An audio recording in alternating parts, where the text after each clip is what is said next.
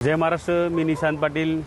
आज जर आपण पाठीमागे हा ब्रिज बघत असाल, नगरपालिकेने कोटी रुपये खर्च करून हा ब्रिज बनवला आहे, परंतु या ब्रिजला आउटलेट बनवायचे नगरपालिका विसरून गेली आहे। जो आउटलेट बनवला नाही यासाठी जबाबदार नगरपालिकेचे इंजिनियर आहेत। आज आपण जर बघत असाल तर लोकांना इथनं चालता येत नाही, पूर्ण पाणी ब्रिजवरती गुडघाभर पाणी झालं आहे। आणि मागच्या वर्षीसुद्धा मी आंदोलन केलं ह्यासाठी। आम्हाला आश्वासन देण्यात आलं की हा ब्रिज पुढच्या आठवड्यात बनवता येईल, पण आज पूर्ण 1 वर्ष झाला हा ब्रिज बनवला नाही आहे आणि ह्याच्यामुळे लोकांना खूप त्रास होत आहे।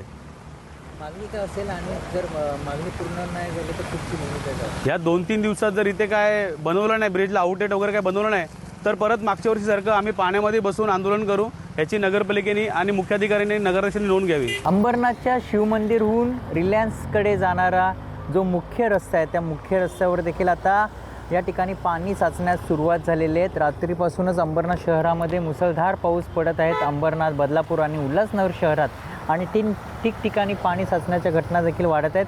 मात्र आपण जर बघितलं, लाखो रुपये खर्च करून पालिकेने हा नवा पूल बांधला होता। या ठिकाणी अनेक आंदोलन देखील करण्यात आले होते, मात्र दरवर्षीप्रमाणे यावर्षी देखील ह्या पुलाच्या वरती पाणी साचलं आहे। त्यामुळे वाहन चालक असतील, जे स्थानिक नागरिक आहेत, त्यांना नाहक त्रास सहन करावा लागत आहे। कारण की या पुलावरून जाताना जे नागरिक आहेत ते अक्षरशः तारेवरची कसरत करून ह्या ठिकाणी जात आहेत।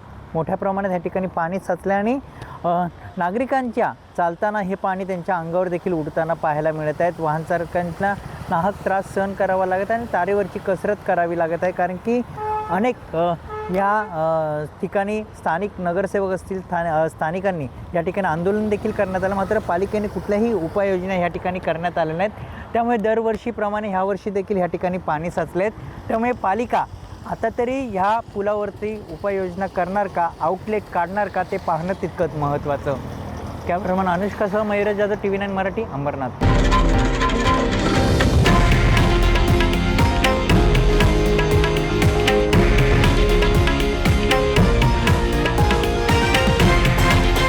हे आहे देशातील नंबर 1 न्यूज नेटवर्क आणि आपण पाहत आहात TV9 मराठी, एकमेव।